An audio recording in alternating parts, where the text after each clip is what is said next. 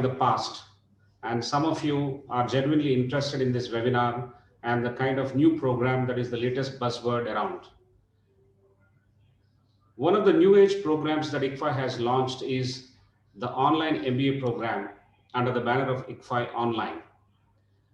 In connection with this, we have put together a few expert speakers who will be sharing some of the most relevant topics and the thoughts around those topics, which will add a lot of value in helping the prospects, the students, and the working professionals choose better. Today, we have one such webinar about to take off. The relevance of an online MBA in the digital world. This is the first topic of the webinars which are starting from today. We have Professor Sanjay Fuloria, who is a professor at ICFI Business School, Hyderabad. And we have Professor R. Prasad from the academic wing of ICFI Group. Both of them will be speaking in this webinar, and we'll be starting with Professor Sanjay Fuloria. The agenda for the day is 30 minutes of the initial talk by Professor Sanjay Fuloria, and then Professor Prasad will chip in with his interaction both with the audience as well as with the guest speaker. And then we will have some important questions picked up by the moderator, that is Professor Prasad, and those questions will be answered by both of the experts who will be on the screen at 7:15 p.m. onwards. And I take pleasure in introducing Professor Sanjay Fuloria. He's a very, very popular professor at ICFI Business School, Hyderabad, with a total experience of 22 years, out of which in industry he spent about 12 years and 9 in academics. He combines the richness of experience in academics with the exposure in corporate world. And he most of the times works at the intersection of policy, technology, and development. And you will see today during his talk what makes him extremely popular among the students. I now request Professor Sanjay Fuloria to take over and deliver his talk. Thank you very much. Thank you, Professor Sudhakar Rao, for a great introduction. And good evening, everyone. So I would like to share my screen. Yeah.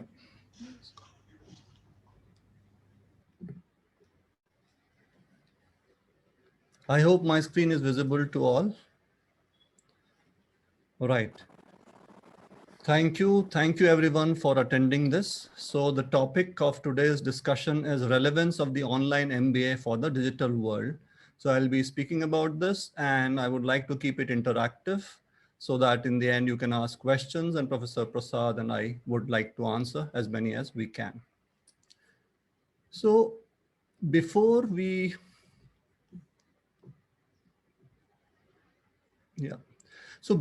understand what a digital MBA would look like, it's better to go to the history of the MBA program. Where did it all start? Why was it relevant? And who started it, right? So it was in 1888 that the Wharton Business School, which we have heard of, they started this program, okay?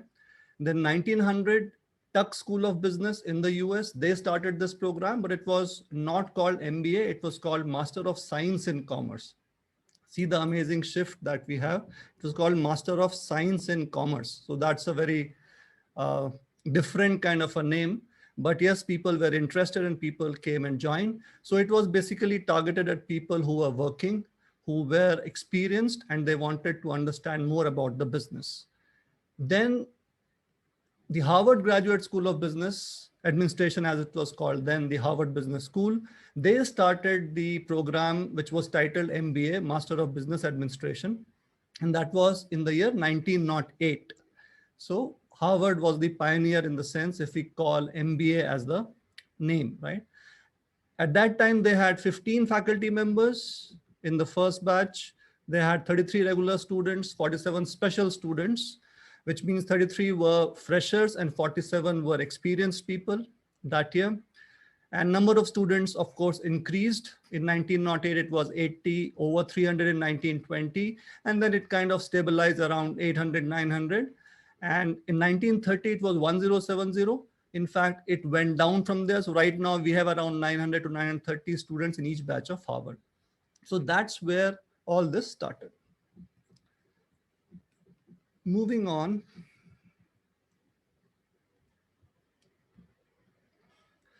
What was the Indian scenario?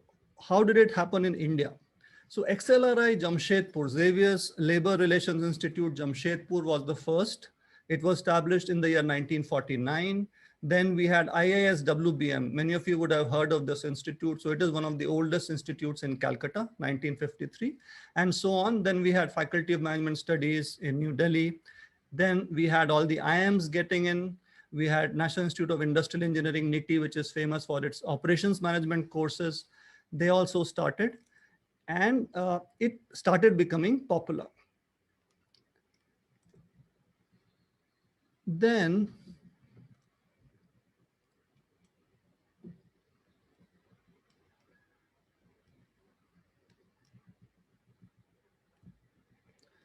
some interesting facts about the MBA programs. Over the years, the program was not always so highly regarded. So now we should not be surprised. Initially, people thought that science or mathematics or those things were really important, which we call STEM these days, and commerce and management was not that highly regarded. It took almost 50 years. That's why it took almost 50 years for it to go international. That is from the US. US started it. And in 1950, Canada started that MBA program, right? Because it was not very popular. Then technology has had a great impact on the MBA program, as it has on all the fields that we can think of. So in 1986, the Roy Kramer Graduate School of Business required every student to have a laptop computer. So in 1986, so that was the beginning of entrance of technology in the classroom, so to say. So they were given laptop computers, and that's when it started. Obviously, they were all standalone machines. There was no internet, there was no network, but people started using that. So that was the initiation of technology, which we see today as digital transformation and digital everywhere. So that was the start. Then Columbia Business School required all students to have a laptop and standard software in 1992. So Columbia was a bit late in that. And in 1986, this business school started it. So that's how technology seeped into the MBA program. Now, what is the current situation in India? In India, if we look, we have around 3.5 lakh graduate students pass out every year with an MBA or an equivalent degree, right? Business administration, business management, PG, DBA, whatever you call it. So 3.5 lakh, that is the kind of popularity this program has from the time when it was not considered very popular. And I looked at some sites online. MBA graduates are more employable than engineers. We always talk about employability. Okay, you have done this degree, you have this experience, but are you employable or not? So they compared MBAs and engineers, and they found MBAs more employable. First of all, they are postgraduates, so they have a little more of study experience, and they might have worked in the industry or things like that. So that has helped. And another important thing, or another reason why people should do MBA right now, is sales and marketing jobs are plentiful. So this is a report from 2020. It was published in Live Mint. And a lot of students who do their marketing MBAs, or even if a general management MBA, they have lots of opportunities in digital marketing related to technology sales. So lots of jobs are there. So that is one more reason why people should do MBA, or why people prefer MBA today. Now we think of this online MBA. ICFI is very quick in launching this, but first online MBA was launched in 1994. You won't believe that. So as soon as technology started in 1994, that MBA was launched, and it was a university in Canada called Athabasca University. So I thought they were very early into this business. They were very early into teaching MBA online. So I did some research, and I thought they would not have survived. But I looked at their website day before yesterday. They are still there, and they are doing very good. And the statistics that you see here is from that university. So now the average age of the students there is 41. Employment rate is 100%. that is easy to understand because most of the people are working executives. So either they want to get a promotion within their organization or they want to switch industries. That also is something which MBA helps in switching industries. So 100% employment rate and 95% students recommended the university. So since 1994, they have been running this program. I couldn't get the number of students that they have, but it would be around 300 to 350. But it still is there. So digital is the present, digital was the past for them, and digital is going to be the future. So that's the kind of thing Athabasca University did. Now, if you look at the top 10 skills required. Now, this was published in LinkedIn. LinkedIn does a survey every year. So what are the top skills? What are the things that people need? So top 10 skills of 2025. So basically they are problem solving skills, self-management, working with people, that is teamwork, and technology use and development. So all these skills are taught in an MBA program. And especially if we talk about the case-based teaching method, the case-based pedagogy, all these skills are inculcated into the students and they are going to be the future skills. So if you think about analytical thinking and innovation, active learning and learning strategies, complex problem solving, critical thinking and analysis, creativity, originality, and initiative. So you also participate in a lot of extracurricular activities. You work with your batchmates, you work with the corporate people, you do your summer internship, you do your internship with the industry people, with them you work on different projects. So all these skills, if not 100% of them, 90% of these skills you inculcate when you do an MBA program. So that is the reason why we should, or why someone should do it, right? Now, let's move on to the digital part of it. So this is what MBA is.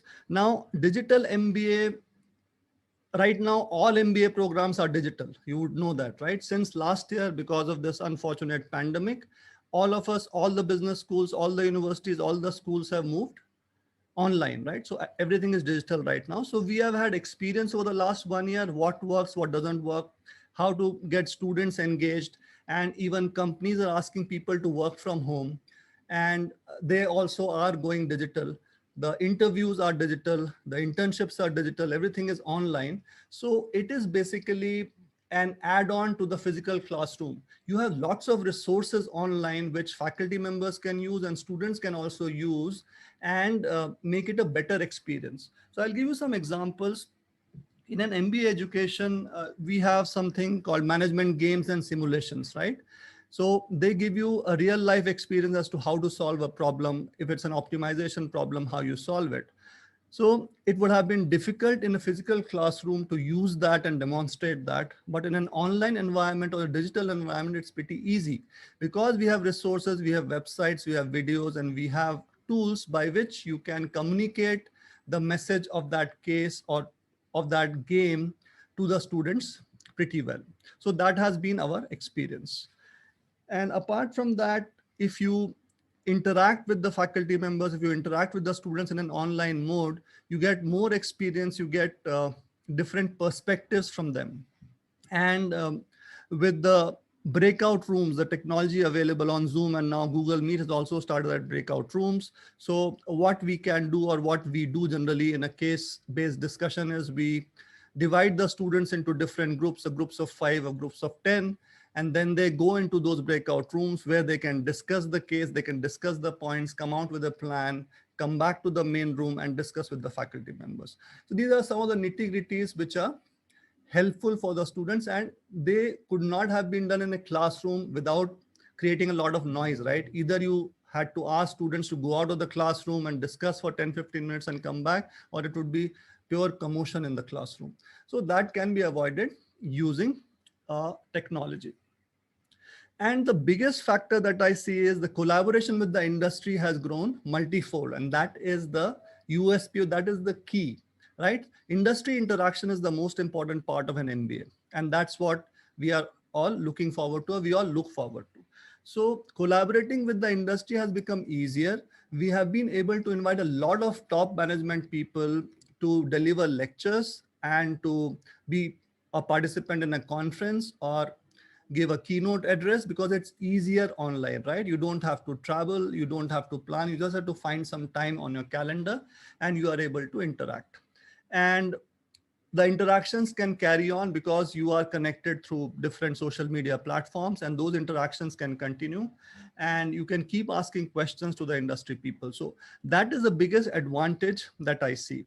So international and the top business leaders in India, all of them were very helpful and they were very kind to participate in these lectures or to give these lectures. Another thing that this helps is all the new topics that are coming, they are not very new, but the areas in which jobs are there now. So blockchain, for example, analytics. So in this, a lot of part of that is dependent on softwares, right? A lot of it is dependent on softwares. So softwares are easier to demonstrate or easier to show to students online. So that is one more advantage of doing a digital MBA, that you will be able to understand them better and you can work along with the instructor for that in that scenario. So those are the things that I would like you to focus on. Now, what's on offer in an online MBA program? So most of the things that we were able to do in a physical classroom, we can still do in an online MBA program or a digital program. But in addition, first is interaction with global business leaders. So you saw that I spoke about that. So I think it was a record for us last year. We invited so many people. It was, I think, the highest ever. And it was all possible due to the digital medium. Online simulation and management games, I gave you that example.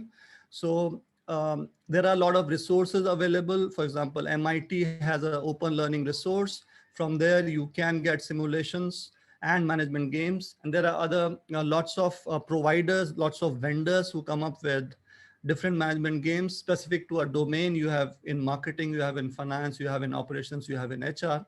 And specific to those students, you can play those games and learn skills and understand teamwork, because most of them are team games. Again, you can go into the breakout rooms and discuss what the concept is and how to take it forward. So those things are possible in this scenario. Then interactive cases. So interactive cases are also possible through this. Then asynchronous learning is also an advantage. Why? Because if you lose focus, for example, so in a classroom, in a physical classroom, if you lose focus for 10-15 minutes and you are not able to follow a particular concept that the professor is discussing, then you are lost. You might have to ask the professor later, you might have to ask your colleague later in the hostel or wherever in the dorm, and then come to it. But all the lectures are recorded in this digital scenario, and you can always go back to these videos and try to understand if you missed understanding something. So asynchronous learning is something which is an advantage in the case of digital MBA or online learning, online MBA. Now, there would definitely be some negatives. Not everything is positive. Negatives is sometimes the engagement level is down. Engagement in the sense, because of connectivity issues, maybe people are not able to switch on their videos or they get disconnected. So they have a question on their minds, but they're not able to ask, or a lot of people ask simultaneously. Those things are there. But over a period of time, those things will also be sorted and it will become a very interesting learning experience. Now, regarding some more experiences, so in this digital environment, what we have found, the collaboration, I spoke about that and I'll speak about it more. The collaboration between faculty members and collaboration between different institutes has also increased, because you just have to set up a meeting and you can just attend that meeting and talk and discuss. You don't have to travel. So earlier, that travel used to require a lot of time and you had to plan long term for that. You had to plan at least 2-3 months in advance if you had to travel to a different city. So the collaboration between faculty members has increased. Collaboration between different institutes or maybe different branches of the institutes have also increased. And like I am working with a lot of faculty members in different IBS branches on different topics, and the interaction is easier right now. Okay, so that also helps in this case. And students can also interact with other B school students, right? Which was not possible earlier. It is easier. And because of the pandemic, I think people have this attitude, they are more helpful. That's what I have found out. So if you ask a question to a senior guy in the industry, he or she will respond. The chances are he or she will respond. So that will also help you in your learning journey.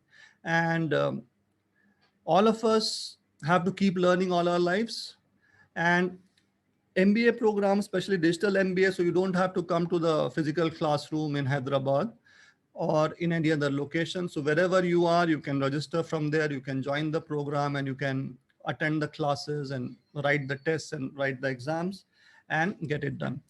And you would have seen, especially if you are an engineer or if you don't have an MBA right now, and that's why you will do an MBA, you will find that at a certain point, you will get stuck in the corporate world. You won't get a promotion because you don't have this degree. I'm not generalizing it, but for the majority of the people, this is the case. And especially if you want to shift, I have found a lot of people who want to make a shift to analytics. They are into program management or they are into coding and they want to shift into analytics. They want to shift in the blockchain area. So maybe in the same company or in a different company. So in that case, if you can do this online MBA program, it will be easier for you to make that shift. So you would already be doing a lot of courses online through the MOOCs, the massive open online courses like Coursera, EDX and all that. But a degree, an MBA degree will be a more structured program, and you will have your internship, you will have regular interaction with the faculty members. So it will be worth your while. So I think these are the reasons this digital MBA is something that people should pursue.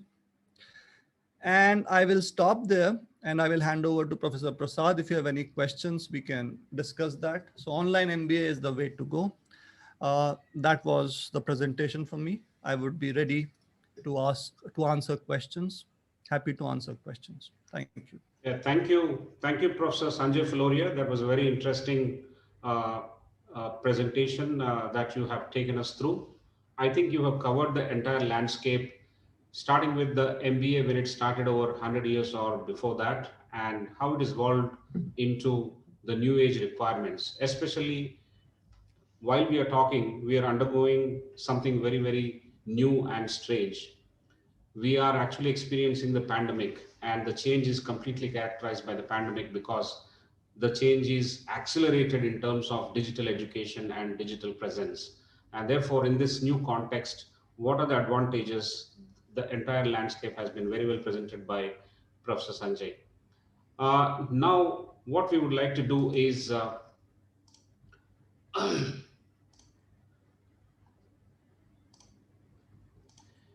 we'll invite Professor R. Prasad. Professor R. Prasad is the architect of online MBA program. He is now heading the academic wing of the entire ICFI group, and he has got a rich experience of almost 3 decades. He himself has been an entrepreneur before, and a very good blend of industry experience as well as academics at very, very senior level within ICFI and before ICFI. He's from IIT Mumbai and I am Kolkata. He doesn't need much of an introduction, but without much ado, I request Professor R. Prasad to jump in and take us through the other advantages, the details, and the benefits, and what should we expect from the online MBA from ICFI Online. So over to you, Professor R. Prasad.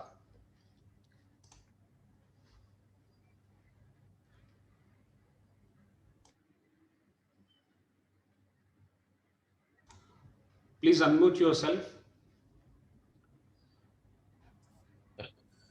Thank you, Mr. Sudhakar. Thanks a lot, Dr. Sanjay Fuloria. I think you have landed us into this landing page of how the online MBA is different from other MBAs.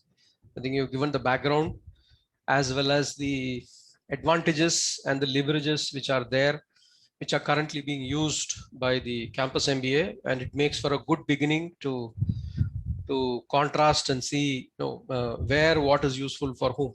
So I'll try and get straight into that. And there are quite a many questions. There were about 39 questions which came in because of the pre-engagement Google Sheet we gave. And there were about 3 or 4 more after I last saw it at about 4 o'clock, 5 o'clock. And so we'll try and handle those questions in the end together. So I'd like to give you a brief presentation on how we have built up this online MBA program, and how it is different, and what are the what you call as the value propositions and unique selling propositions of this online MBA. It has taken us quite a time. We started our journey about 4 years back into digitization first, and then digitalization, and then digital transformation. So these are words which are used by many corporates. So what I'll do is I'll shift you to the PPT that I have, and I'll take you through that.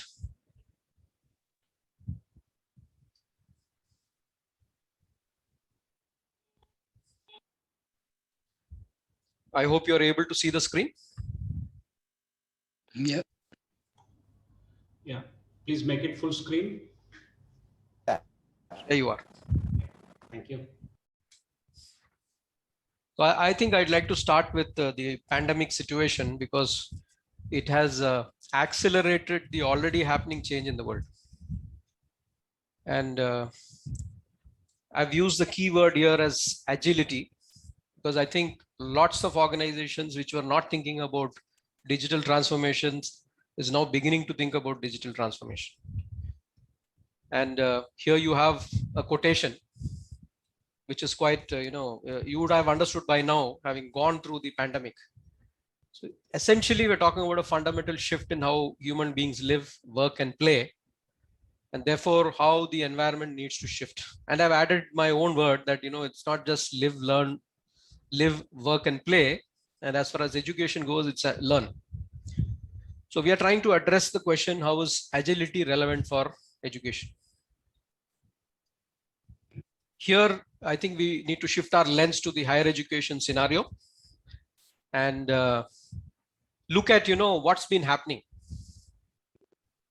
I think, it's not just about the best of schools. If you take the Indian scenario, India happens to be the country with the largest number of business school students. I'm talking about MBA in the world, by far.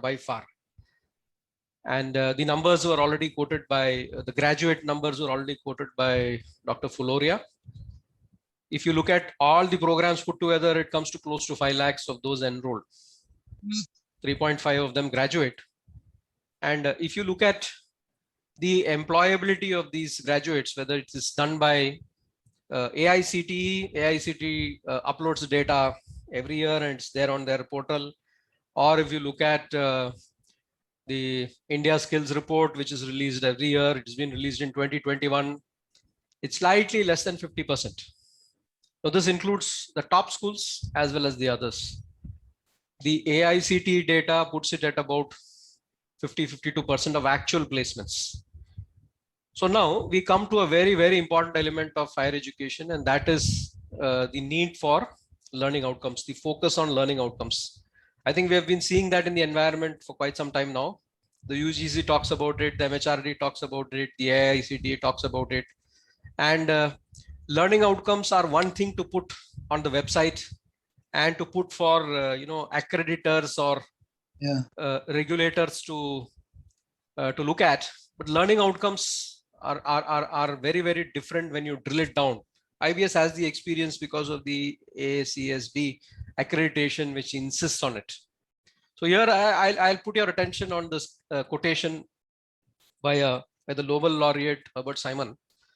And I think that is what is extremely valid. The huge segment in India which is not able to perhaps implement what is being said here. The meaning of knowing has shifted from being able to remember and repeat information to being able to find and use it. To be able to find and use it is the criticality. I think this is a skill in itself. Many times when you show small newspaper clippings to people and you ask them to relate it to something, they find it pretty difficult to relate it. Now, how do you innovate?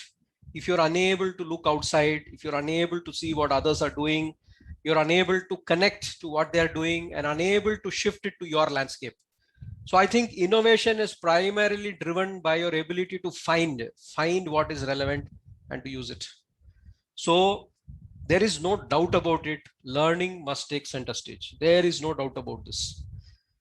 Higher educational institutions need to put learning center stage, and this means something very, very different. Now let's see what that is.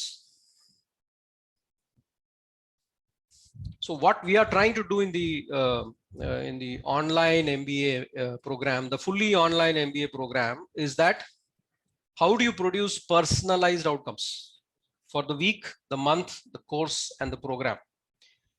What happens is technology gives you a lot of power to do analytics. You can have people who are categorized into personas. You can look at what is needed for different types of personas. You can look at the learning environment suitable to them, the learning process which are suitable to them, and you can design this. So this is one thing that we have tried to do. The second is that when you look at learning, there are three players involved. First is the self, the second is the context, and the third is the concept. The self is extremely important because self, there is a psychology which comes with the self. There are learning styles which come from the self. And fortunately or unfortunately, I would say more unfortunately, I think in higher education, the use of educational psychology, which is very high in schools, has not prevailed. Educational psychology is extremely important when you come to personalization. So you have an intermix of the self, and then you have the context. Context is so many things. It is the industry, it is the workplace, it is the time, it is the location. So what happens in one location is not what happens in another location. What is okay for one time, a case written at one time is not what the case is today. So this is the second dimension. The third dimension is related to the concept. Concepts don't change very often because a lot of education and knowledge is abstraction. So what you do is they do modify, new knowledge does come in, so it gets built upon. But compared to the context and compared to the self, concept is far more stable. Now, how do you mix all these three and how do you therefore look for personalized outcomes is something that we have been working on, and technology is an enabler here.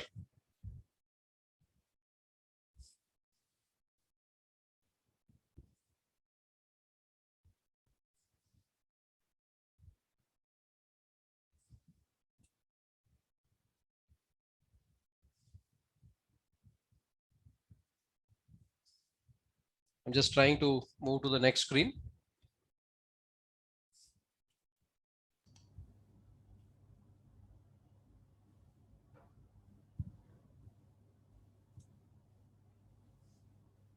So here we are.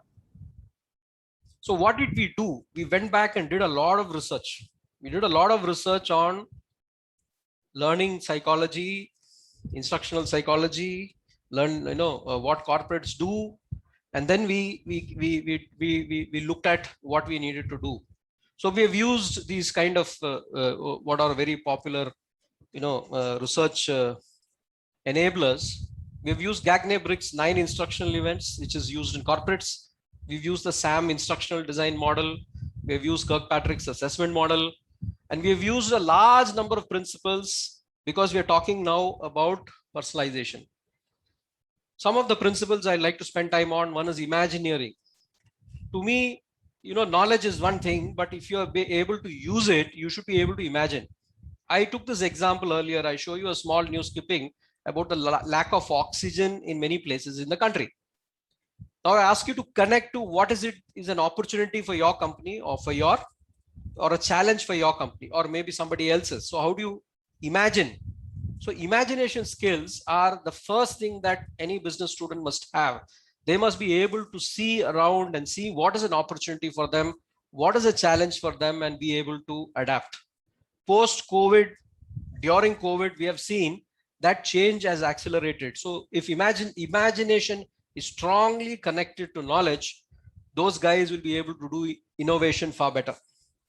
The second dimension is scenario-based learning. Scenario-based learning is essentially where you give small cases because working population, people who are doing online MBA programs and not doing full-time campus programs, though they are also online, they have a lot of other things to do. They are not expected to sit for 5 or 6 hours and continuously learn. They have other things to do. So in order to make it far more application oriented, we have looked at scenario-based learning. Micro-learning is because attention spans today are pretty less. So if you have something which you can consume, or what you call, in about 5 minutes time, you find it comfortable to do that and then move on. Then you can come back later and do another 5 minutes. So that's micro-learning. Then you have mastery learning. Mastery learning is a principle where those who are not so good in the subject get additional support specifically, additional strategies specifically, so that they can reach the same learning goals. Technology has enabled this. We have gamification which builds up, peer kind of driven learning, and lets you see what the other person is doing, how much they have completed, and complete accordingly.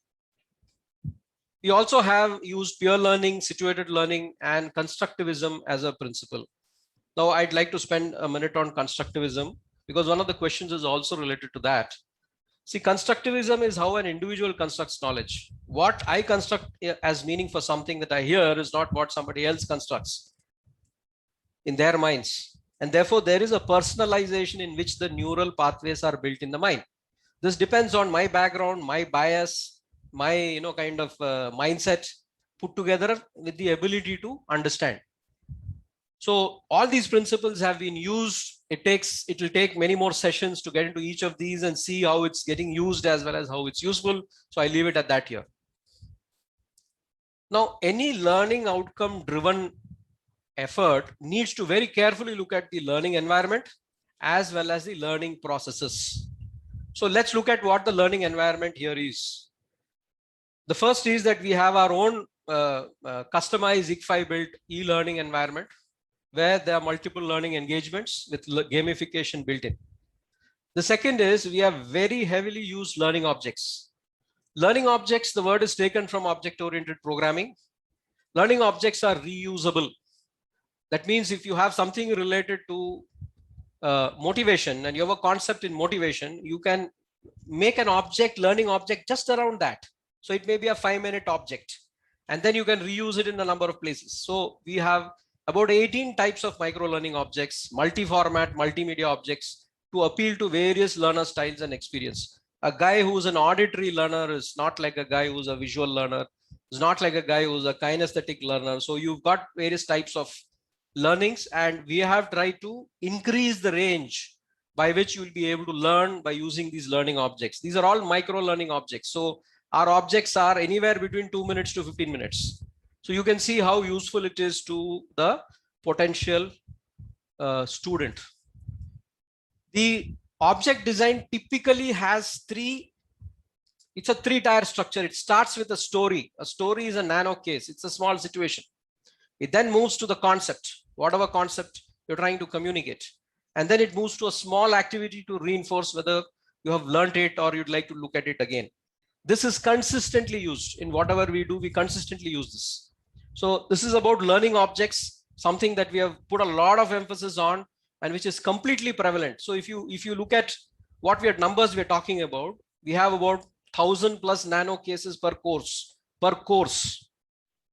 which aid in scenario-based learning. So each of these is combined with a concept, combined with an activity. Sometimes the concept is hidden so that you identify it. Sometimes you are asked to explain a situation for that particular concept. So the variations take place between these so that you're able to build on your learning. The other thing about the learning environment is, and this is one place where there are some questions. See, an online MBA does not mean that you can't go to a retail store and do a survey, or go to a supermarket and do a survey, or go to an organization and speak to a person, or call up a senior level guy and do an interview. It doesn't mean that you can't do that. The online aspect of it is relevant only for how the program is getting delivered. So the other learning places, which are spaces which are open, and if you're working, your workplace is the place. If you're not working and you've got more time, you have got the marketplace, you've got the internet, and you've got your own networks. So all these are learning spaces from which you can borrow. And because you are not sitting in a campus full time, you have far more opportunity to blend all these other learning spaces and make it a bit more personalized into what you want to learn. So this is part of what we call the learning environment. The next is what we call learning processes. So there are 10 types of learning activities. In this, the live session with the faculty is only one of them. The live session with the faculty is used for a specific purpose. And this, I think this is where I'll respond to some of the other questions. The major difference between campus programs and online learning programs is the amount of synchronous time that you get with the faculty, which is much higher in a campus program as specified. For instance, in an IBS campus program, you have 3 sessions of 1 hour 15 minutes each for a 3-credit program. While in an online program, though you do 10 hours of learning, you have 1 hour of interaction with the faculty, and the nature of the interaction is very different. So this too is something that one needs to understand to put it into perspective. The way in which the entire learning experience is understood when it comes to a campus program is very different from how it is done when it is a online MBA program. The startup, the design is different. So there are 10 types of learning activities, and you may choose to do some of them. You may not choose to do some of them. You may choose to do all of them. So it all depends on how you pick up. Then you come to the assessment. The assessment is completely driven by real life based situational assessment. We do it at 3 levels: the foundational level, the intermediate level, and the application level. Why so? Because these are 3 levels at which you are able to first understand whether a concept underlies a situation. So if you're given a newspaper article and I ask you, okay, now from your human resources function, please tell me what concept this relates to. You should be first able to do that, because that's when your experience and your conceptual framework marry. If they don't marry, you can't transfer learning. So what you've learned in one place, if you want to generalize, you go to another job and you want to use the same skill there. In fact, you want to make the skill a competency because you're able to use it in various settings. That's when a skill transfers to a competency. You should be able to get your foundational level right. And then the next level is that of intermediate level and application level, which go up. So each of these levels is paid attention when we come to assessment, and we focus on that. So you're able to build up your employability skills. There is always a misconception that employability cannot be built into an online program. In fact, the employability situation in the country generally for MBA is terrible. I was referring to it earlier. I'm not referring to the top B schools. I'm not referring to very good brands. I'm referring to a lot of affiliated colleges, a lot of AICTE approved colleges which are at the lower rung. Employability is a terrible problem. And one of the reasons for it is that context is not married with concept, and that is not in turn married with the self. So if you're able to design your approach in a way in which these 3 come together, then you put your learning on track, you put your assessment on track, then you can move towards learning outcomes. If you don't do these 3, your learning outcomes are meant only for the website. It will be there for the website, like many companies have mission, vision, all that. But if you look at what's happening on the ground, you're unable to connect it back up. So it's necessary that you work backwards, or rather when you start itself, you've got all these things very clearly and you're able to measure it at stages and periodically. And one of the major innovations we have done, I mean, the others are also innovations, is that we have begun to look at a learner's journey map with feedback. What does this mean? See, when you try to enroll for an online MBA program from IFHE, you have to go through a selection process. The selection process is basically to profile you. We develop a learner's profile. The learner's profile helps us to understand what are your strengths, your weaknesses, what are your aspirations. This is the starting point of the journey. So you may be a person who wants to get into supply chain, but has not got into supply chain. You're into something else. Now you want to do an MBA and you want to do it in operations management and you want to move into supply chain. So what happens is that when we do the selection process, we map you. And then what we call that your dream. At that stage, that's your aspiration. We map that, we look at your strengths, weaknesses, and then we put that also. This is made into learning analytics as a starting point. Then every month, based on the progress that you have made on each of the elements, we are able to give you feedback. We are able to tell you whether you're moving north, which is towards your learning outcome, or you're moving south, or you're moving tangentially east or west. We're also able to tell you that this is what you need to do. If you want to get back to your learning outcome, this is what you need to do. In a remote learning environment, this is extremely important. In campus, you're there face to face. You can keep sharing feedback. Faculty can call you, counsel you. It's not as easy in a fully online program. So here, the huge degree of personalization which takes place. And in certain cases, there is counseling which is needed in order to understand the difficulties of the other person and be able to say, how do you move forward? So this is the learner's journey map with feedback. And needless to say, technology helps you doing all this. Technology is used to amplify the power of synchronicity and asynchronicity. So if you're putting in about 10 hours of learning a week for a particular course, 1 hour of this is what is live. And given that there are people who are working, they may not even be able to attend that. Of course, they can go back and see the video, no doubt. But the fact is, the remaining 9 hours of asynchronous learning is as important. So technology, we have leveraged technology in order to amplify this. Let's move to the next step.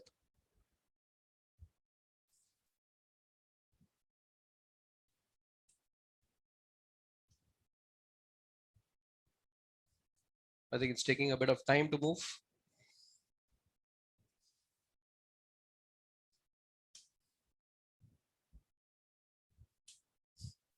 Yeah, here you are. The other major thing that we do is that we are also going to map your career pathway. Your profile assessment is done at the beginning. During the first year, there are certain exercises by which we try to help you build your self-awareness. A lot of people make aspirations without looking at themselves. And therefore you see that a lot of times they go into a job and then you very quickly get out of the job. Maybe if you had put a little bit of self-awareness beginning, it may not have been like that. So self-awareness, career exploration and choice is something that is done in the first year. In some cases, it can get over right in the first semester. So this needs help. It needs career services support. We are looking at industry connections, industry interface, which can do that. A lot of value addition, which can go to the student based on this. Then the third element is what is called a personal development plan. And this also maps to the learner's journey. So what do you need to do? How do you get there? As somebody asked, you're not able to speak up. You're not able to open up. Your oral skills are not as good. How do you develop them? So this comes into your personal development plan, and what happens monthly as the learner's journey will reflect the progress on the personal development plan. And lastly, once you've identified that, okay, this is the kind of sector and this is the kind of companies that I'd like to look at, then it is a question of how do you showcase your competencies? Because often it is about selling yourself properly to the organization, assuming that you have the competencies, and then packaging whatever you have done properly. Student portfolio is nothing new. It's used a lot in the UK, in Australia. And the student portfolio development is something that will help you to be in the right places and be seen in the right places, in the right way. So here I quickly summarize in terms of what's very, very different. First, it is completely digitized. See, digitized is when you make analog into digital. You've got a hard paper, you're making a PDF of that. That is digitized. Digitalized is when you convert a process and make it fully online. So if you've got a fully online evaluation process seamlessly operating, that is digitalization. Digital transformation is when you're able to generate outcomes for your organization based on all these many processes put together. So if you ask me, digitization of education, yes, it has happened because of COVID. Digitalization of education, yes, to some extent. Digital transformation, you'll find that it will be there in fully online MBAs, whoever may be offering it, because nothing is face to face. When the campus opens after COVID, students will want to go back to campus because the value proposition is built around that. But when you want to do an education system, whether it's an MBA or any other program, then you need to target digital transformation. So remember that the model is not the same as the faculty teaching. So I think this is fundamentally something that takes time to understand. So we have leveraged this by what we call unstructuring and disaggregating the learning process, making it into smaller things, digitizing and digitalizing it, putting it back together and digitally transformation. Why? For learner centricity. So learners are repeatedly given opportunities to evaluate real situations. I told you that there's more than 1,000 per course, and respond using concept and framework. This increases their ability to be alert to the opportunity around. And this actually is agility. So when you in a post-COVID kind of a situation, you should be able to very quickly respond to what's happening nearby you. So the first thing is being able to connect. Then learners have very high flexibility with content types. You want to do one type, you don't want to do another type. You can still reach your learning outcomes by doing that. So this flexibility is very high in a fully online MBA, particularly in what we have built. Then those who do not have experience, the situated learning, also called cognitive apprenticeship, helps them to visualize what happens in the corporate world through all these small real life situations. And then what happens is there is a virtual apprenticeship which gets formed in their mind. It generates learning outcomes for all types of learners, whether they're experienced or new. The experienced learner will come in, bring a situation, map it with a conceptual framework, and see how it can be integrated and transferred to another kind of an experience. While the new graduate would come in, he would look at the variety of situations, he would generate the skills to connect the concept with the context involved, and therefore be able to also transfer that, though he does not have the advantage of the added experience. So overall, we're talking about outcome orientation, which is extremely high in this online MBA, and is also about the agility, learning to learn. When you have to do go through 1,000 small situations and be able to relate, your mind will become agile. So you may not do 5,000, you may do 500, you may do 200, but you're going to do it for many courses. So that very habit will make you start connecting faster. Our experience of the last 4 years into trying to build this in terms of the quality process we have taught us that this is something which can be learned and should be learned. So today we're talking about lifelong learning. It's not about just, okay, I do an MBA, get a job. The situation requires you to learning to learn. It is called learning to learn. And that is lifelong learning. So this is the unique aspect of the program. I'll now come to the questions stage. And here what I would do is, I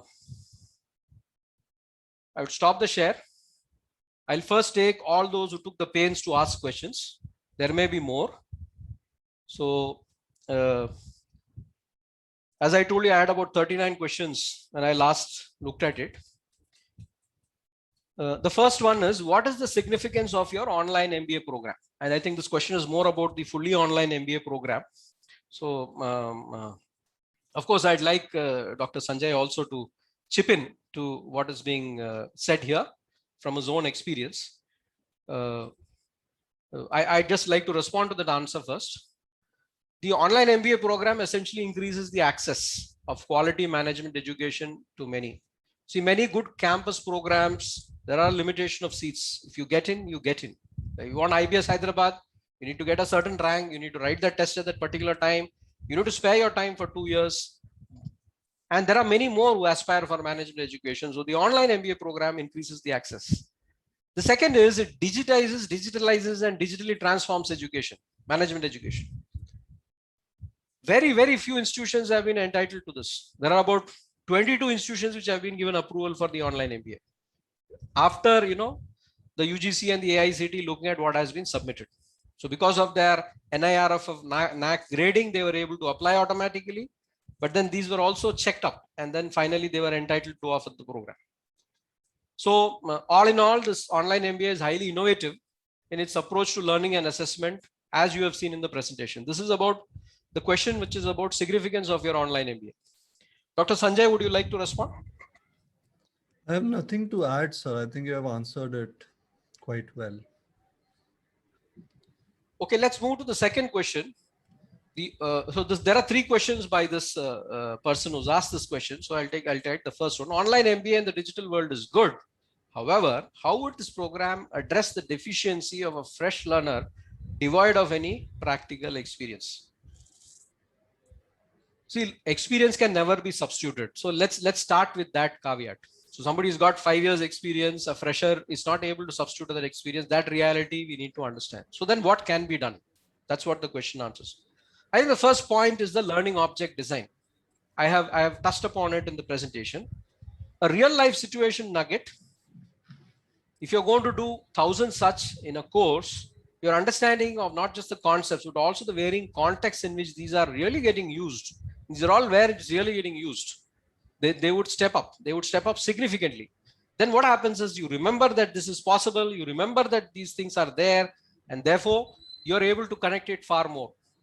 So this is of the situated learning that we bring in, or what we call as cognitive apprenticeship, is what is useful to the fresh learner.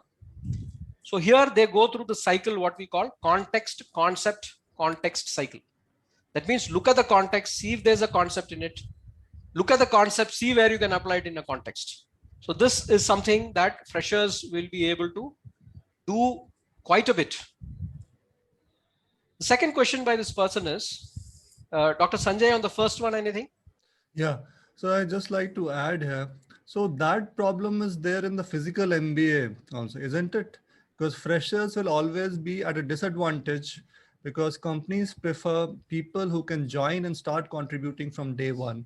But the advantage, as Professor Prasad said, for freshers, because micro learning is involved and there are small snippets of things which they can ingest, freshers can ingest quickly, that would be an advantage there. So I think online would be a better option for them than a physical MBA. Thank you. Thanks, Prof. Second question here is, what customizations are being offered in line with the projected new normal that is going to arise post-pandemic? Dr. Sanjay? So in the online MBA, I mean, everything is online. So whether it is pandemic or non-pandemic, everything is going to be the same.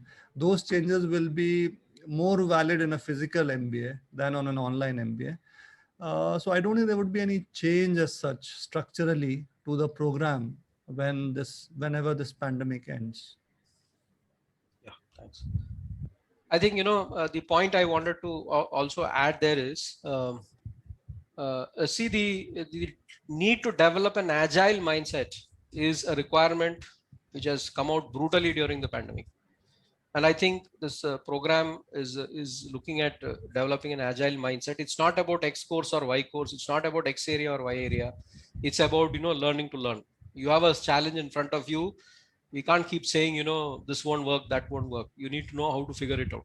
So an agile mindset, continuous lifelong learning, this is going to be a new normal post-pandemic. And we are trying to do our bit into that as far as the program goes. The third question is many countries do not recognize online degrees unless they are from Ivy Leagues, and that too pursued by professionals having solid practical exposure. How would this program overcome that issue from a global perspective? Dr. Sanjay.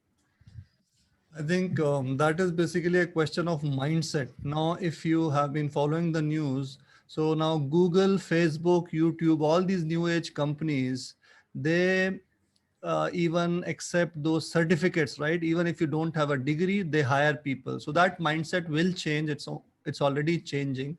So maybe they don't recognize it now, but by the time the first batch graduates, all the companies, they only want people who have the skills to do a particular job. So that will happen.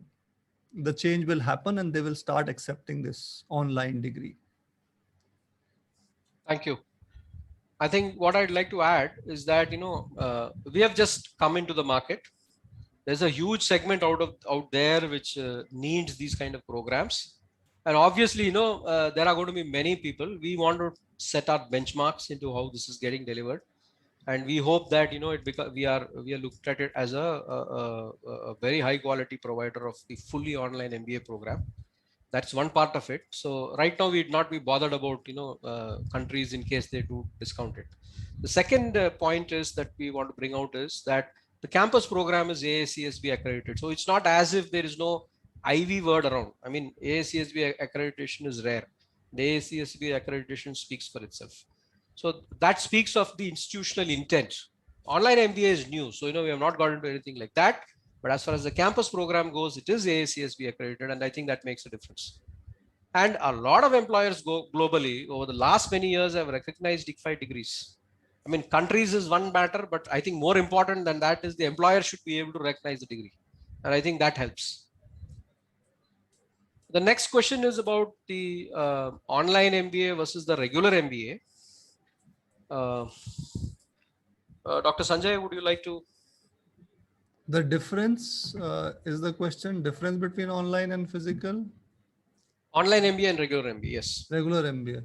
Okay, so right now in the pandemic situation, what we have done or what we have tried to do as faculty members or as an institute is try to convert whatever happened in the physical classroom into an online mode, which is kind of difficult. But in the online MBA, the online MBA program that we are going to start, everything has been built from ground up. So it is innovative, and the way Professor Prasad described that, everything is built from scratch. So that is fully compatible with the online mode. I think that would be my response.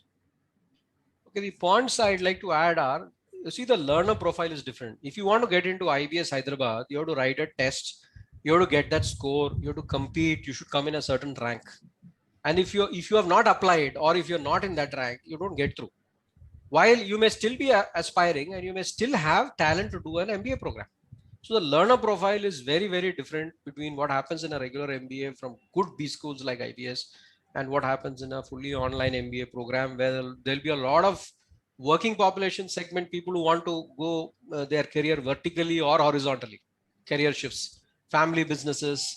So the learner profile is different. The learning environment also will differ. Because assuming that COVID is something that, maybe 1 or 2 years, campuses will be back in action, maybe even earlier. The learning environment in a campus is the campus. It's the student life. It's the campus life. It's the student clubs. The entire value proposition there is very different from what you find in a virtual learning environment. So I think that's very different. The third is that consequently, the learning process differ. Compulsorily, there have to be 3 lectures of 1 hour, 15 minutes, which need to be done when you do a 3-credit course in a regular program, while in an online program, the learning process are structured very differently because the assumptions are different. So I think this is what I would like to add as far as that difference goes, and they are meant for very different needs. The next question is, what are the contemporary specialized courses programs in MBA suitable to global requirements? Dr. Sanjay.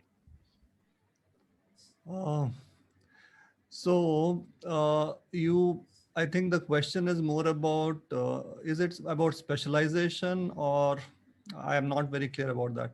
So maybe healthcare is one option, right? MBA healthcare, for example, which is very suitable right now, and MBA analytics for that matter.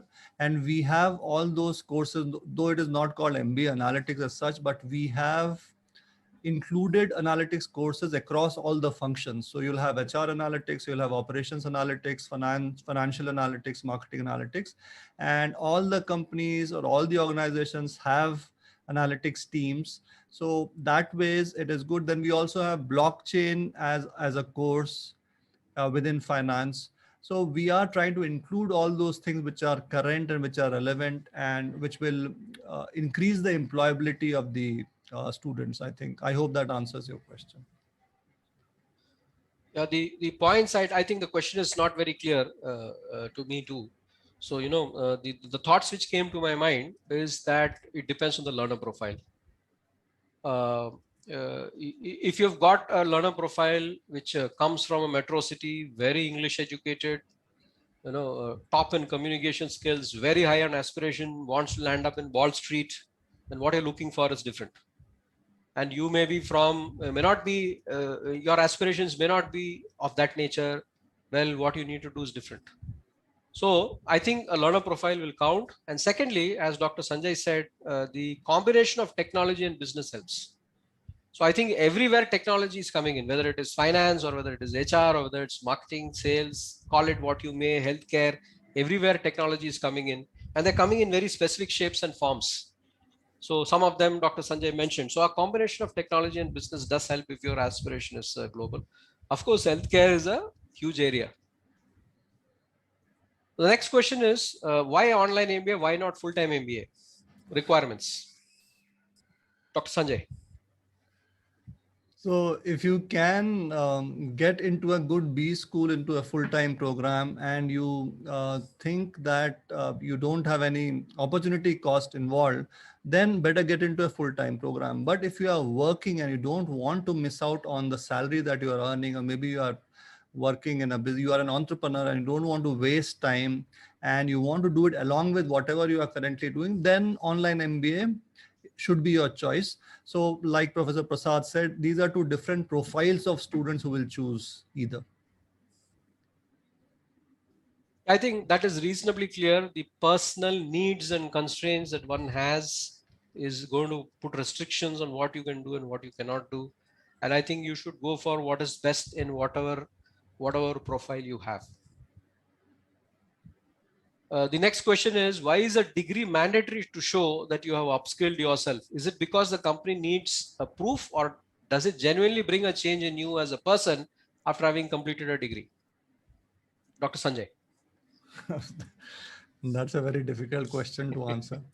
Yeah, we definitely hope. So once you get into college or once you get into university, you interact with your colleagues, you interact with your faculty members, you interact with the industry people, and the same thing will happen in an online MBA program also.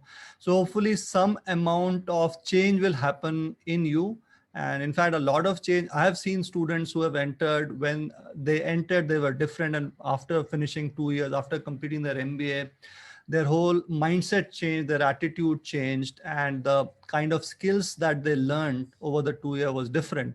So I think that change happens, but you have to be open to learning now. If you decide, if you think that I know everything, I can't learn anything from my professor, I can't learn anything from my from my colleagues, then it's a different issue. Otherwise, you can learn something from anyone, something from everyone, in fact, and you'll have lots of those opportunities in a college environment where you are getting in for a degree.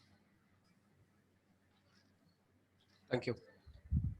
I think, yes, I think, that's extremely relevant. The aim of the institution to transform something in you, which is essentially what learning is important. And I think both the campus program as well as the online MBA program from IFHE have that. The other thing is, I think irrespective of the institution that you come from, if the employer does not see the knowledge, skills, and mindsets which need to be demonstrated in the workplace, it doesn't matter where you are or what degree you did. It doesn't matter anyway. So at a broad level, that's one thing. But the point is, when you're spending 2 years in an institution, and I'm referring here not to the good institutions in India, I'm referring to many other institutions, you're spending 2 full years on an MBA. What did you transform yourself into? This is the question that is connected to upskilling. It's not just the skills. Skills are specific, but there's also your personality which you carry around, the knowledge that you have gained, what you'll use these competencies for. And I think that is also important. So I think what you need to do in those 2 years is very important. And considering that you have close to 3.5 lakh graduates who come out with an MBA, this is all the more important. The next question is, how much relevant is the online MBA when you have so many online platforms with richer knowledge base? Dr. Sanjay. So the online platforms that you are talking about, they are very specific to a particular skill, right? They are mostly skill enhancement. So you can do a course on analytics, you can do a course on epidemiology, or you can do something on blockchain. So they are not structured like an MBA program where you get to learn, where you get to participate in case-based learning, and you don't get interactive simulations or management games and things like that. So the experience in an MBA program would be richer. Whereas if you want to learn only one skill or two skills, or you want to do a particular project, if you are working somewhere, then you can learn those skills on MOOCs or dedicated websites, but the entire package would be missing there, right? So I think that is the difference. Yes, I concur with you. I think when you want to get into a leadership position, you need to know far more than just the specific skill. In this age of change and evolving businesses, a full view of the business is helpful because everything is interconnected today. Therefore, if you know one thing and you don't know the other thing in the business, then it's not going to be helpful. So if you want to aspire for a career in management, an MBA will be particularly helpful.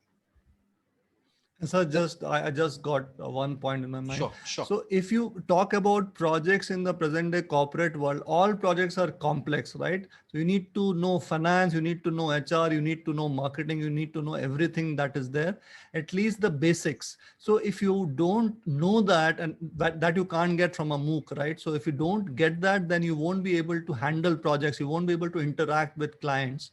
So that is where an MBA degree will help, because all the companies, they want to hire a rock star, right? Who knows everything about everything. Thank you. The next question, what is mentioned in the certificate? Is it distance or online? I'll take that. At the back of the certificate, the MBA degree certificate very clearly mentioned that the mode is online, not distance, the mode is online. And if you take a campus program, the certificate will in the future mention that it is from ICFI Business School, Hyderabad. I think this is how it gets differentiated. So clearly the word online will be there in the back.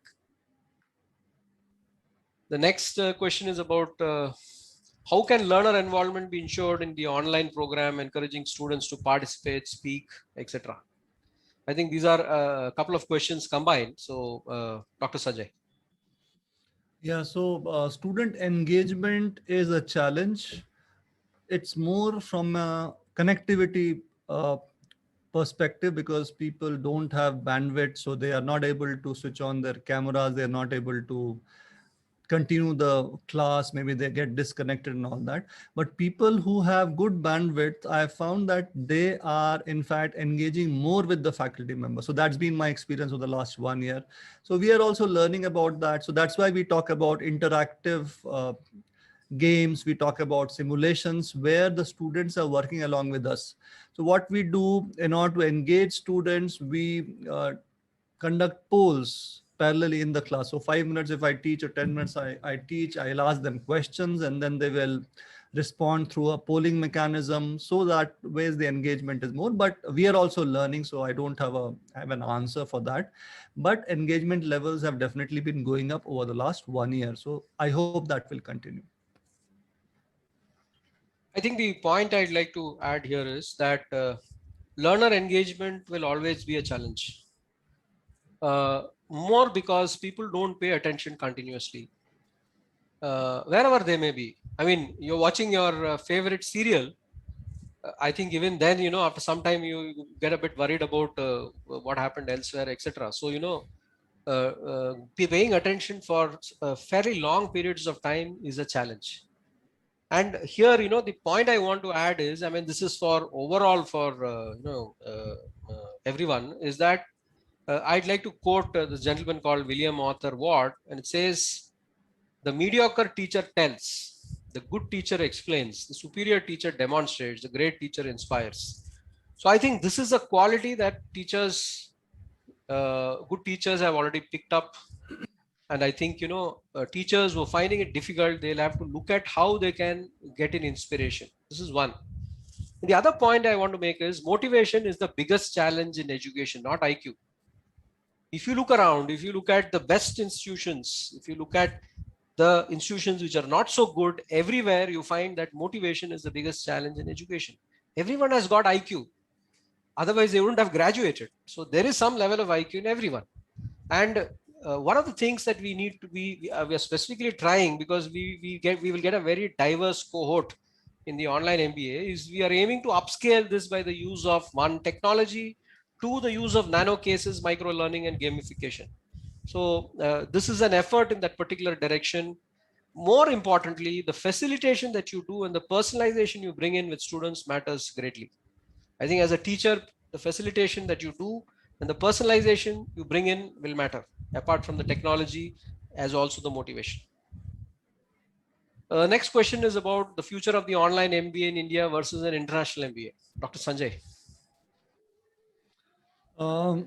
So it's very difficult to predict, but definitely online MBA is going to flourish because one thing the country has is population, right? We have so many students and we have a problem of access, right? People don't have access to good institutes. So if institutes like universities like ICFI, they come up with these programs, and like Professor Prasad said, there are 22 more universities who have got this permission. So it will increase access for students.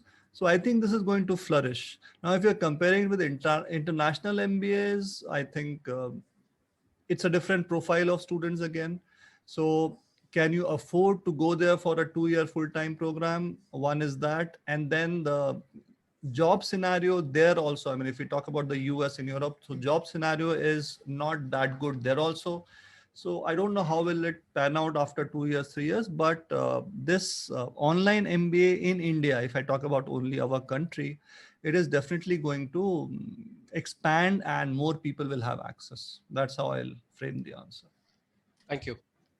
The point I'd like to add to that is that the Indian context always matters for solutions in India built by Indians. A majority of companies in India, the economy of India, the peculiarities of the economy, the behavior of people, these are all very specific. So if you go for an international MBA by its very nature, it is global. It wouldn't focus too much on the Indian context. And I think if you want to flourish in India, you need to get on to your first job and move on. An Indian context certainly matters. So to that extent, an online MBA done in India will certainly have an advantage over an international MBA. If you're aspiring for a global position or a top position in India globally, well, that's a different story. The next question is, one important aspect of MBA is internship provided, which immensely benefits learners. How is this achieved in the online program? I'll take this question because it's specifically there for the online program, and the internship exists for the campus program. So I think what we are doing is that work-based learning is extremely important for employability. We recognize this because employability is one of the first outcomes that we want. So what we have done is we have got this entrepreneurship practicum and research project, which is aimed at creating innovation useful to an organization. This comes up in semester 4. And since the person is not sitting inside the campus, they have all their time at their workplace or outside to build this up. So this is one component of workplace learning. The second component is the second year, all the courses, elective courses and capstone courses have course projects. Course projects are specifically put in place so that you can build up your, what we call your student portfolio. So you are expected to mirror small innovations for firms. So you look at a telecom company, find out what their pain points are, whether in marketing or HR, and see what you need to do in order to build an innovation for them. Look at the practices happening globally. So these course projects are going to play a big role in order to connect to workplace learning. And in the first year, the engaging exercises in the workplace narrations, we have an assessment format called the workplace narration, where you bring in your workplace and put it into the conceptual framework. And the discussions forums that we have every week, they reward workplace and marketplace inputs. So if you ask me, there is enough opportunity for the person to get back on work-based learning and showcase it well for whatever they want to do later. Next question. The question is, how are analytics and design thinking linked? Dr. Sanjay. So I don't know. Okay, anyways. So design thinking and analytics, they are two different things, right? Design thinking is basically an approach towards solving a problem, and analytics is the statistics or the models that you use to analyze data. So they are two different things. So there's no linkage as such. Okay. For the online MBA, maybe I'll give you a perspective. Because we started scratched up, we have used heavy design thinking. From curriculum to content to assessment to everything, we've used design thinking. And we will adapt it based on learning analytics. Now, when the student starts participating, we are going to get learning analytics. So the design thinking is going to be validated and certain things will be pursued more. Depending on the persona of the learner, certain things will get emphasized more. So this is how I see that we will be able to use this linkage. The learner journey map that we talked about is in that direction. So it will be based on analytics but the presumption is of the existing hypothesis of the design thinking that we have put in. Next is, somebody, I think this question is about, we want to know about the fees and the flexibility in the fees. So I'll take that question. I suppose it's specifically about the online MBA program. The program fee is 2 lakhs with an admission fee and semester or yearly payments. So the flexibility is with respect to the, either you can pay semester or you can pay yearly. If you really want to understand what it is, etc., you should visit the website online in IFHE, online.ifhindia.org. The next question is, an MBA program emphasizes building knowledge, skills, and the right attitude. How an online MBA program can address the issue of skill building, especially soft skills among students, and make them placement worthy? Dr. Sanjay. So I think whether it is online or offline, the approach remains the same, right? So even in an online program, you can have presentations, you can have discussions. So we'll have cases, right? Cases will be discussed. So I don't think there is much difference from that aspect. So you are right. So it's about knowledge, skills, and attitudes. So even in an online context, that can be. So right now, when we are speaking, this is an online context, right? So we are talking about communication skills. People are listening. We are talking. So these are all communication skills, and those presentations and discussions and those participation in games, that will definitely build communication skills. So I don't think there's a difference as such between the physical MBA program and online MBA program as far as these 3 things are concerned. Yeah, thanks a lot. I think, I just want to add a point to that. When all of you are exposed to WhatsApp groups, and the kind of arguments which are made in WhatsApp groups. So if the first skill that one needs to build is to build an argument. If you want to you move to a corporate, to a workplace, you want to present a proposal, you want to get sanctioned for it, you have to build an argument, and your argument must be based on facts and concepts. So this is something that all good MBAs will do. And this skill we repeatedly emphasize when we do our discussion forums. We give you marks only if you have both. You need to have the fact and you need to have the concept. Both have to be there. If you do it like one you do in a WhatsApp group, you won't get the marks for it. So I think this is something that needs to be built up. And when you have a very diverse student group, which is not very used to it, perhaps some of them are, I think, one will learn from the other, and very quickly, I think this skill will get built up. The rest of it, I think what Dr. Sanjay said is very relevant. The next question, MBA gives hands-on experience to students through face-to-face teaching mode. I think the question is that the online MBA does it. Dr. Sanjay. I didn't get the question, sir. Face-to-face? The MBA, the campus MBA, gives hands-on experience to students through face-to-face teaching mode. That's the question. While I think the presumption is there are dots after that. So I think the question is, does the online MBA do so? Hands-on experience, and by hands-on experience, like we said earlier. So if you are a working professional, you have your workplace where you can implement the projects, right? So that is hands-on. And if you're not a working executive, then maybe if we give you a project, let's say a survey, and we say, okay, find out the qualities or find out the characteristics of customers who visit malls, shopping malls. So you can go there, you can develop a questionnaire and go to different malls in your city, wherever you stay, and you collect that data and do the analysis. So that is hands-on experience, right? So it is available in the online MBA program as well.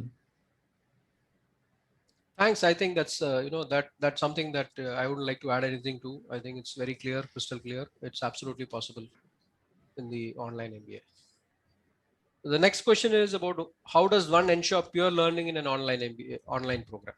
Dr. Sanjay. How does one experience pure learning? Peer learning. Peer learning. Okay. So peer learning is very much possible in an online program because, as I said, we are experiencing that right now. You have those breakout rooms. I think I gave you that example. So when we are discussing a case, let's say there are 50 students in a class. So we have around 100 students in a class. So we divide them into groups of 10. So when they discuss that, peer learning is happening. And we also give projects which are group projects, right? Group projects are to be done in teams of 10 to 15, and the project is big enough where the contributions of all those people are required. And when they are presenting that, then each of the team members has to contribute. So it's not that you can freeload on that project and you can get marks. So you have to learn from your peers and you have to understand the concept, you have to understand the project and get the output.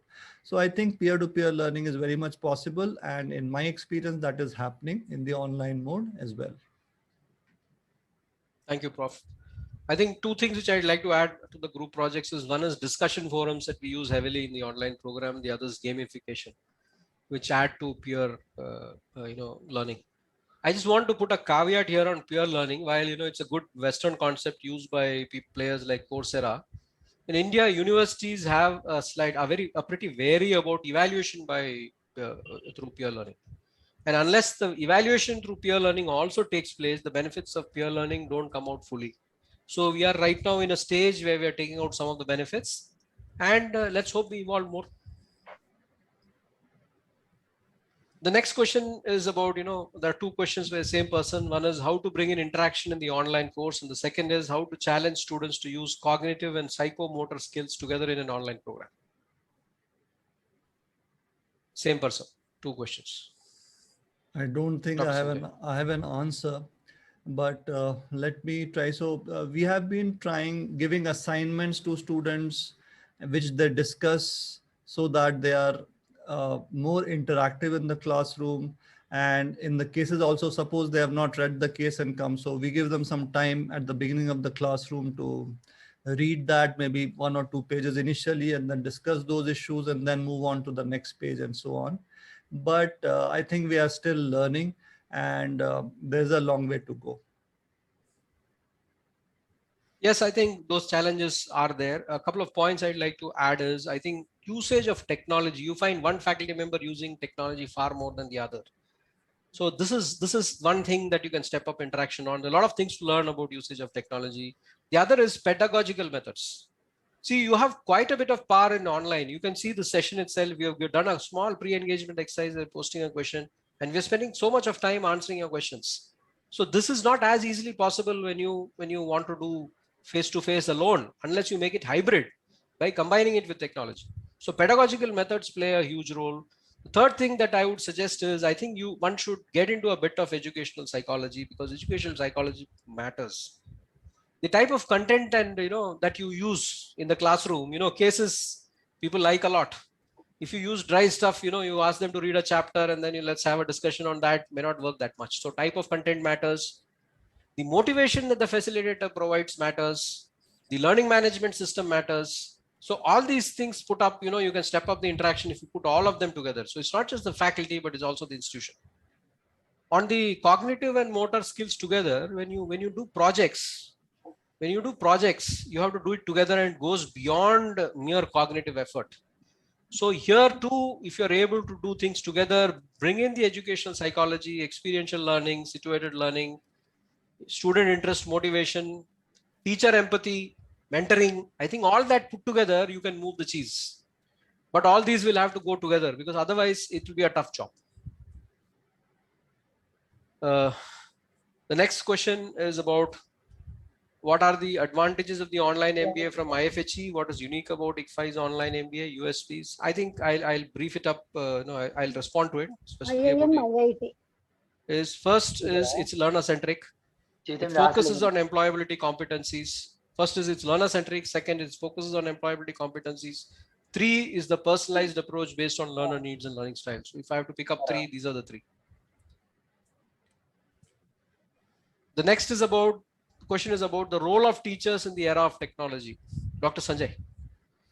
So role of teachers in the era of technology, I think that is happening in the physical world as well. They are more like facilitators, because right now knowledge or information is available everywhere, right? So earlier, maybe 20 years back or 30 years back, if you wanted a book or if you wanted some information, you might not have that in the library. It was impossible to get. So it's basically about helping students connect different things. So making those connections between the concept and the context, that is what the role of teachers is. And that will continue to happen in the online MBA program as well. So teachers have to be good facilitators, and they have to inspire students, right? So they have to be inspirational in that matter. So that is the role of teachers, as per me. Thank you. I think individual teachers, even if you don't have the opportunity, you should get into digitizing and digitalizing process, which are better off done by technology than by the teacher. Then the teacher can facilitate higher levels of learning outcomes. So if you spend your time on lower levels, then you can't get higher levels of outcomes. So I think technology can help you to step up. And this is precisely what teachers need to do. The classical, classic AI discussion comes to this. It is creativity where the human will differ. It is humanization where the human will differ. And I think this is where teachers need to play a role. Next question is about strategies to attract students' attention towards online MBA courses and to make the sessions interesting. I think the presentation is, both the presentations put together have already captured this question. The next is about what is in it that the industry will see value in online MBA? Dr. Sanjay.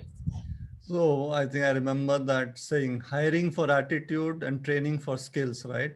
So that is the key phrase which we should understand. So if you are able to demonstrate that attitude when you interview with a corporate, when you interview with a company, that is what will make the difference, right? So it is up to, as we said, it's a learner-centric approach. And if you can get the right attitude and try to learn as many things as possible, understand the concepts, and able to demonstrate that when you are getting into the corporate world or when you are trying to shift organizations, that is what will that will be your USP. Great. I think from a student perspective, that is what matters. From an institution perspective, what I would like to add is that anyway, the industry will assess the competency before hiring, whether we like it or not. So what do we do in terms of the learning outcomes, the learning environment, the learning process, the students and the faculty is going to matter. And this is where design matters, interventions matter. Employability is primary in this online MBA, and we are surely going to map into that. And I think certainly industry will be able to see that. Next question is about to get a full-time MBA, one needs to just a minute.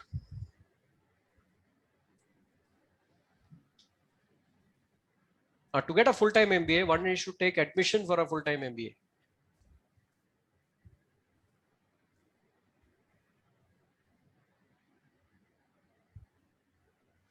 I think this question is not very clear. I'll leave it at that. The admission will be required for online MBA also. Yes, it's there for online MBA also. The next question, currently how many universities in India are offering such online programs?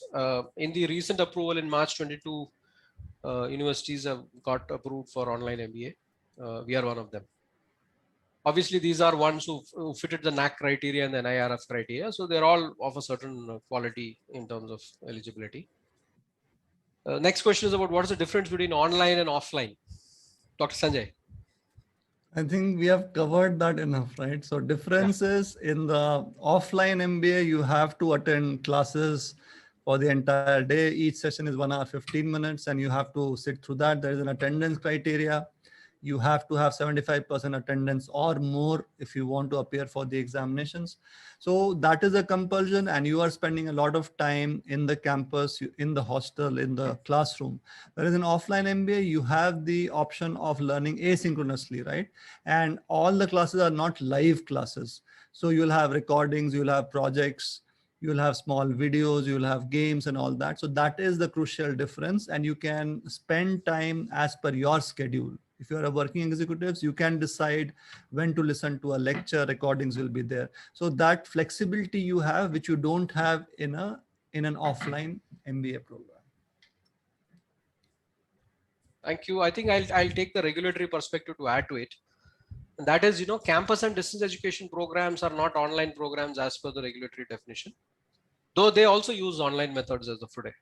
An online program is 100% online, whether you want to get admitted or learn or exams or certification. There's absolutely no need for you to come to the campus or a university center even to take an exam. So it's 100% online.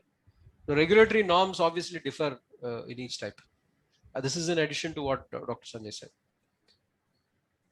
Some questions are related to information for the course. I think, it's best to refer to the website or contact the phone numbers which are listed there for specific questions. The information is already available publicly. And I think the last question, which is there out of that 39, there are some more and we are running short of time. How does online learning pedagogy offer course learning outcomes? How do you ensure that course learning outcomes are met through online learning pedagogy? How do we ensure constructing of knowledge in the absence of face-to-face interaction? Dr. Sanjay. So this again from experience, the last 1 year, as everything is online right now. So the way we check whether those learning outcomes have been met is through assessments, right? That's what we do. And we have been finding, though we are facing problems in conducting those assessments, because again, online is a new ball game. We have to use multiple choice questions and getting descriptive questions and getting the answers, and then checking online becomes a problem. But as far as learning outcomes are concerned, there has not been much of a difference from an offline mode. And again, I would repeat, we are still learning, but learning outcomes are getting better, or at least they're at the same stage as they were in the offline mode. Just to add to that, and this is for the fully online, speaking for the fully online program, the first aspect is design of learning outcomes at the program level, year level, course level, module level, learning object level. I think if this happens in the beginning, when the content is getting designed, when the assessment is getting designed, you are halfway through. And this has been part of our content and assessment development over the last 4 years. Everything we do even now goes through this. So if you're putting that cycle through, you get to your learning outcomes. You may have a campus program with learning outcomes listed there, but if the employability for half the management institutions in the country is being shown, not by half. If you leave the top 50 out, the employability goes down to about 75%. And if you leave the top 100 out, overall, it goes down to 50%. So clearly, there is a disconnect between learning outcomes and what is getting done even in campus programs. So I think the issue is not about campus or face-to-face. The issue is about how the student goes about learning and how you facilitate that through your environment as well as through your learning process. The second question is, how do we ensure constructing of knowledge? Here, what I would like to say is that knowledge construction is a personalized learner-centric activity. I think we delved on this earlier. The primary issue here is motivation. So if you put your content and your engagement and the faculty is aligned to get this done, I think, that knowledge construction will take place. Here, I'd like to share a quote by the person who brought in learning outcomes and used verbs, Benjamin Bloom. He said this in 1964. He said, formal environments are better at selecting talent than developing it. Formal environments are better at selecting talent than developing it. I passed out of IIM Cal in 1991. I remember 1989 when our director, Dr. Ramu Iyer, he took the first session and he said that, we have our name not because of the institution, but because of the students. I still remember this. So a lot of places where it's the students who give you the name. So what actually does the formal environment do? How much of value does it add to learning? I think unless you map in your outcomes and get it down to, something much more specific and you're able to measure it, I am not too sure whether face-to-face interaction gets better learning outcomes. I mean, this is my personal view. And I think it's supported by the statistics of how placements happen. Good institutions are able to do this, but there are many institutions which are still not able to do it. In my view, face-to-face has its limitations. And as I said, that as we go along, you will find good institutions moving to hybrid style because everyone has tasted how you can leverage technology. And I think they will move into a hybrid style with digital transformations. You'll see that happening pretty shortly. The good ones will go after it pretty quickly. So this brings us to the end of the questions. There are 3 or 4 more. I think we have run out of time, and I think a lot of ground has been covered during these, these question answer sessions. Exactly. Yeah. I think a lot of ground has been covered, Mr. Prasad and Professor Sanjay. Thank you very much for this marathon session. I think we ran the questions almost for an hour or so, much over and above the budgeted time. However, it was very, very interesting. I think it's a threadbare analysis and contrasting of online and offline and various takeaways in terms of how it is going to actually benefit them, what kind of outcomes are more valuable and meaningful for the learner as well as the institution. I think in the beginning, Professor Prasad has already explained the genesis of this program, how well founded it is on some of the brilliant principles, how it draws from some of the learning teaching principles that are quite coveted. And therefore, what you see as some of the tools and features and what is stated as benefits should actually be seen as outcomes for the learners and broadly the outcomes for the institution as a whole. I think that context has been well laid out, and it's a brilliant session. I must thank both Professor Sanjay as well as Professor R. Prasad. And importantly, the whole set of listeners who have been glued to the screen for the entire 1.5 hours that we have ran this for, I must thank them. And the premeditated questions which you have shared at the time of filling up the registration form has helped us. And I'm sure if a recorded version is seen, it is going to give us a lot of takeaways. One last line from my side. I'm just kidding. Professors have answered lots of questions. If some of you decide to join, they will begin their questions. I'm just kidding. I welcome you for a wonderful learning sessions at ICFI. ICFI Online welcomes you for this online MBA program. I want to thank each one of you for setting this up, each one of you for participating actively, and the value added by two leading professors from ICFI headquarters. Thank you very much. Thank you all of you for this session. Thank Thanks, you, Sudhakar. sir. Thank you, Prasad, sir. Thanks to Thank you, all Sudhakar, members. sir. Thank you, Dr. Sanjay. Thank you to all the participants. Bye. Thank you all. Thank you also. Very nice. Thank you. Thank you for the excellent session. Thank you.